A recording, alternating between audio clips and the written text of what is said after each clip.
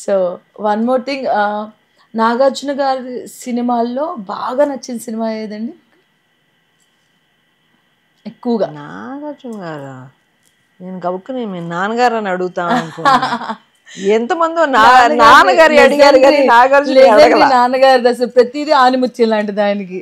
ఎందుకు అడిగానంటే నాగార్జున గారు కొంచెం ఈ మధ్యన విలన్ క్యారెక్టర్కి వెళ్ళారు కదా కుబేరా, సో దాన్ని ఎలా తీసుకున్నారు అని. నో నాగార్జున గారి నాకు మన్మధుడు చాలా ఇష్టం. ఓకే.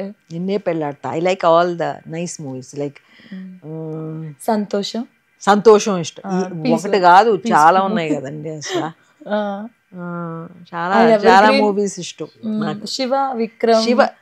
శివ పెద్ద హిట్ కానీ శివ నేను ఎంజాయ్ చేయలే.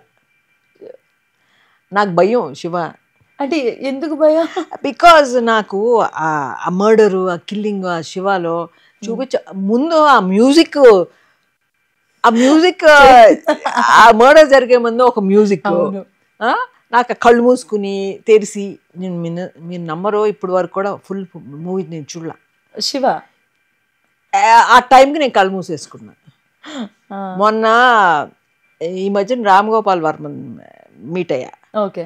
నన్ను నాగార్జునతో చెప్పాను ఇట్లా శివ నేను చూడలేదని. సో తను చెప్పినట్టున్నాడు.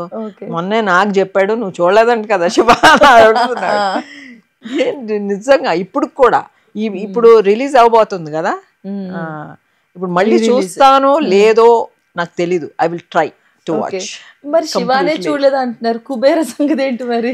కుబేర నేను చూసా, అది ఎంజాయ్ చేశాను యాక్చువల్లీ. అసలు ఊహించుకున్నారంటే చాలా మందికి స్టార్టింగ్ లో కొంచెం అపోజిట్. నాగార్జున గారు మనం మన్మధుడిగా ఆయన చూస్తాం, లవబుల్ హీరోగా చూస్తాం. సో కుబేరాలో ఆయన క్యారెక్టర్ డిఫరెంట్.